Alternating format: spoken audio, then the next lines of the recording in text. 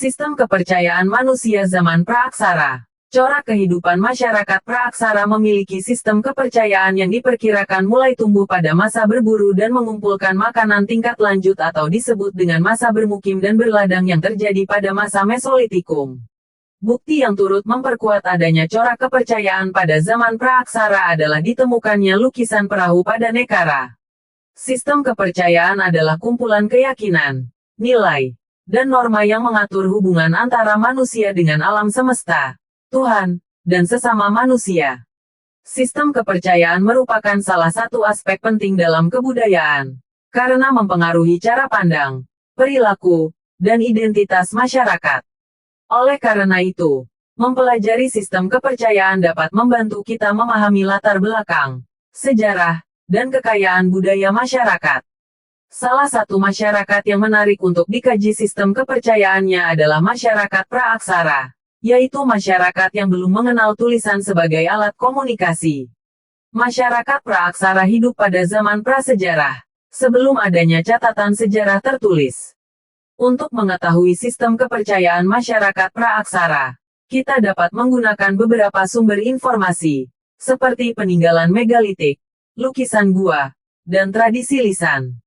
Peninggalan megalitik adalah benda-benda berukuran besar yang terbuat dari batu, seperti menhir, dolmen, sarkofagus, dan patung. Peninggalan megalitik biasanya berhubungan dengan ritual keagamaan atau pemujaan nenek moyang. Lukisan gua adalah gambar-gambar yang dibuat oleh masyarakat praaksara di dinding gua. Lukisan gua biasanya menggambarkan aktivitas sehari-hari, hewan-hewan, atau simbol-simbol mistis. Tradisi lisan adalah cerita-cerita yang diturunkan secara lisan dari generasi ke generasi. Tradisi lisan biasanya berisi tentang asal-usul, mitos, legenda, atau dongeng. Dari sumber-sumber informasi tersebut, kita dapat mengetahui bahwa ada 3 jenis sistem kepercayaan yang berkembang pada masa praaksara, yaitu animisme, dinamisme, dan totemisme. Ketiga sistem kepercayaan ini memiliki ciri-ciri dan praktik tersendiri yang mencerminkan pandangan hidup masyarakat praaksara. Video kali ini akan membahas lebih lanjut tentang ketiga sistem kepercayaan tersebut. Namun, seperti biasa sebelum kita lanjut ke pembahasan terlebih dahulu sahabat-sahabat yang belum subscribe channel kami untuk menekan tombol subscribe, like channel kami. Mari kita lanjut ke pembahasan selanjutnya yaitu, pertama kepercayaan kepada roh nenek moyang. Sistem kepercayaan manusia pada zaman praaksara yang pertama adalah percaya dengan roh nenek moyang.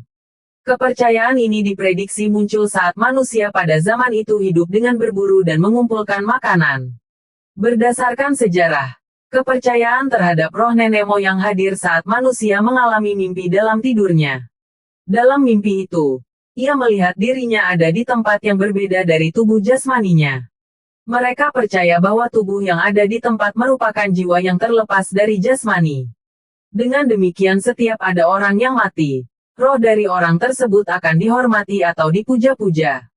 Kedua yaitu sistem kepercayaan animisme. Sistem kepercayaan manusia pada zaman praaksara selanjutnya adalah kepercayaan animisme. Kepercayaan ini adalah lanjutan dari sistem kepercayaan sebelumnya. Manusia pada masa itu mulai terbuka dan mengerti sebab akibat dari gejala alam yang dirasakan. Setelah itu mereka mencari tahu solusi atas masalah dari gejala alam tersebut. Pada akhirnya mereka menganggap bahwa penyebab gejala atau fenomena tersebut berasal dari roh. Mereka percaya roh merupakan penentu dan pengatur alam semesta. Pada sistem kepercayaan ini, manusia pada zaman praaksara menjalani ritual seperti pembacaan doa dan pemberian sesajen. Animisme adalah sistem kepercayaan yang memuja roh-roh nenek moyang. Masyarakat animis percaya bahwa nenek moyang mereka masih hidup di alam baka dan dapat memberikan perlindungan atau kutukan kepada keturunannya. Masyarakat animis juga percaya bahwa roh-roh nenek moyang dapat menjelma menjadi hewan atau tumbuhan. Tak hanya roh manusia, ahli A.G.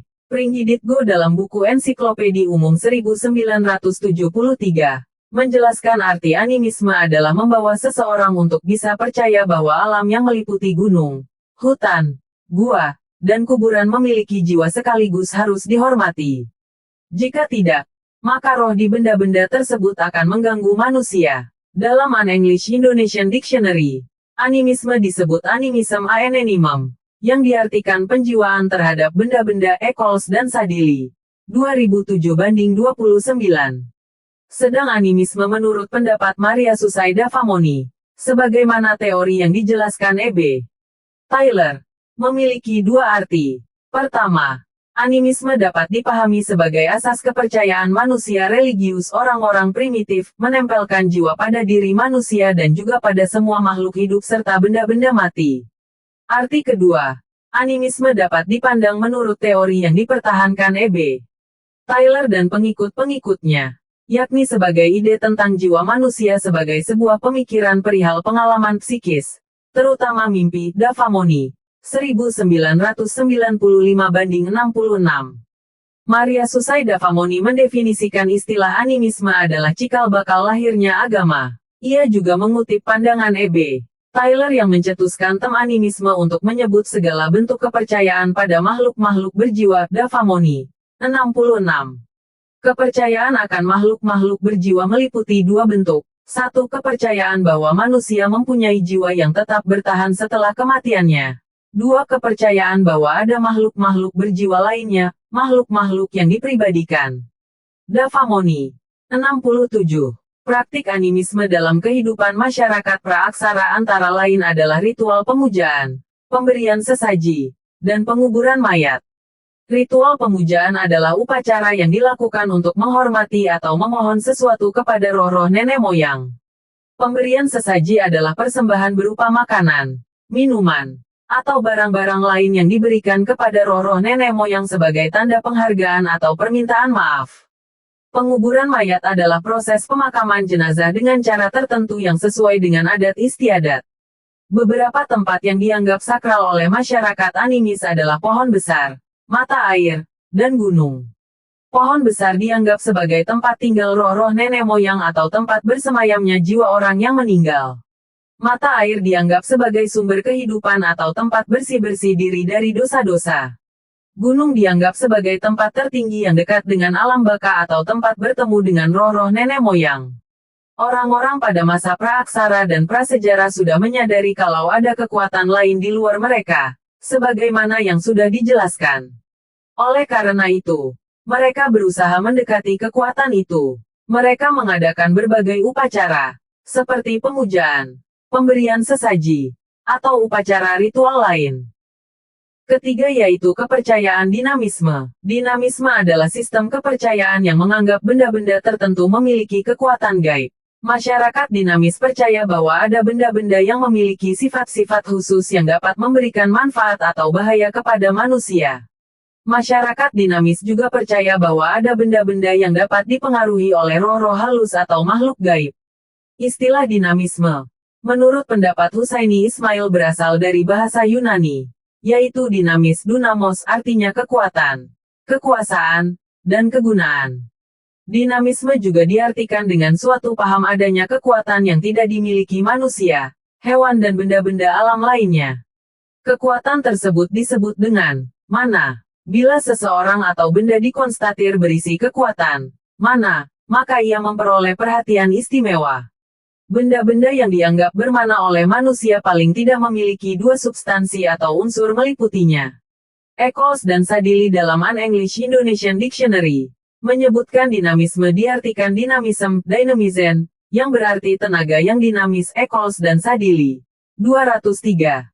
Dengan kata lain, dinamisme merupakan keyakinan akan daya strength yang berada dalam zat suatu benda dan diyakini dapat memberikan suatu berkah dan mara bahaya. Kesaktian itu bisa berasal dari api, bebatuan, air, pohon, hewan, bahkan manusia. Unsur dinamisme lahir dari rasa subordinasi manusia terhadap daya lain yang berada di luar nalar. Hal demikian karena setiap manusia selalu merasa butuh dan berharap kepada zat lain yang dianggapnya mampu memberikan berbagai pertolongan dengan kekuatan yang dimilikinya. Manusia tersebut akan berupaya mencarinya untuk disembah. Dengan itu, ia akan merasa tenang dan nyaman jika ia selalu berada dekat zat tersebut. Hasan, 2012:287. Sistem dinamisme juga dikaitkan dengan agama dan kepercayaan sebagai praksis pemujaan terhadap nenek moyang yang telah meninggal diyakini menghuni tempat-tempat tertentu, seperti pepohonan besar, benda-benda pusaka, akik, dan lain sebagainya. Avandi, 2016-2-3. Pada zaman nenek moyang ketika itu lebih mengenal kepercayaan kehidupan setelah mati, di mana usaha yang mereka lakukan adalah menjaga diri agar setelah mati tetap dihormati.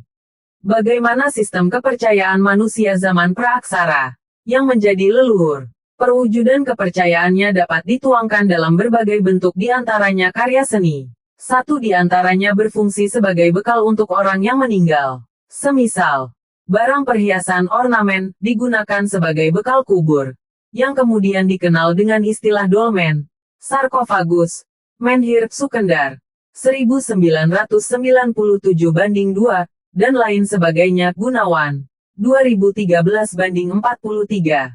Di Indonesia lebih tepatnya dikenal dengan tradisi megalitik Sukendar, 2. Tradisi ini biasa ditemukan di Kewar, Takirin dan Lewalutas Kabupaten Belu NTT.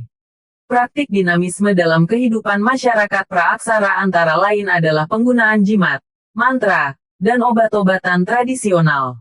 Jimat adalah benda yang dipercaya dapat memberikan keberuntungan, perlindungan, atau kekuatan kepada pemiliknya. Mantra adalah ucapan atau nyanyian yang dipercaya dapat menghasilkan efek tertentu, seperti menyembuhkan penyakit, mengusir roh jahat, atau memanggil hujan. Obat-obatan tradisional adalah bahan-bahan alami yang dipercaya dapat menyembuhkan penyakit atau meningkatkan kesehatan. Beberapa benda yang dianggap memiliki kekuatan dinamis oleh masyarakat dinamis adalah batu, besi, dan api. Batu dianggap sebagai benda yang kuat, tahan lama, dan berharga. Besi dianggap sebagai benda yang tajam, keras, dan berbahaya. Api dianggap sebagai benda yang panas, terang, dan berubah-ubah. Keempat yaitu sistem kepercayaan totemisme. Totemisme adalah sistem kepercayaan yang menganggap hewan tertentu memiliki hubungan khusus dengan kelompok sosial tertentu. Masyarakat totemis percaya bahwa ada hewan yang merupakan leluhur, saudara, atau pelindung mereka. Masyarakat totemis juga percaya bahwa ada hewan yang memiliki sifat-sifat yang sama dengan mereka atau yang dapat memberikan inspirasi kepada mereka. Kepercayaan totemisme biasanya diikuti dengan beberapa aturan terkait totem yang mereka percayai. Misalnya, komunitas tidak boleh menyakiti, membunuh atau memakan binatang yang dianggap sebagai totem. Totem dipuja, dihormati atau disakralkan karena berhubungan dengan klan tersebut. Dongeng tertentu biasanya mengaitkan totem tersebut karena berhubungan dengan eksistensi komunitasnya. Biasanya diwarisi dari nenek moyang mereka. Praktik totemisme dalam kehidupan masyarakat praaksara antara lain adalah pembagian kelompok berdasarkan hewan totem, larangan membunuh atau memakan hewan totem, dan penggambaran hewan totem dalam seni. Pembagian kelompok berdasarkan hewan totem adalah cara untuk menentukan identitas, asal-usul, atau hubungan kekerabatan seseorang dengan kelompoknya.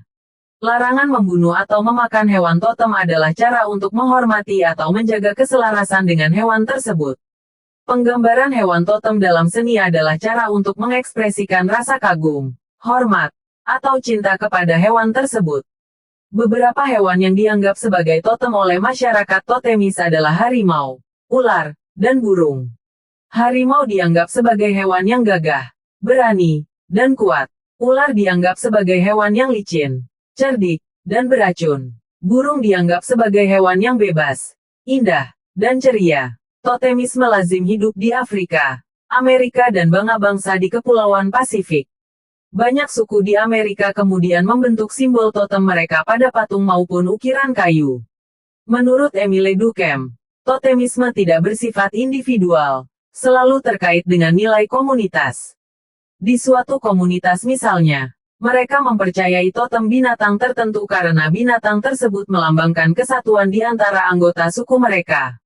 Nilai-nilai yang diyakini baik yang ada pada totem binatang tersebut kemudian dihayati dan dipakai sebagai panduan nilai moral dalam hidup bersama. Sekian informasi dan penjelasan sistem kepercayaan masyarakat praaksara, semoga bermanfaat dan bisa menambah wawasan ilmu pengetahuan sahabat-sahabat.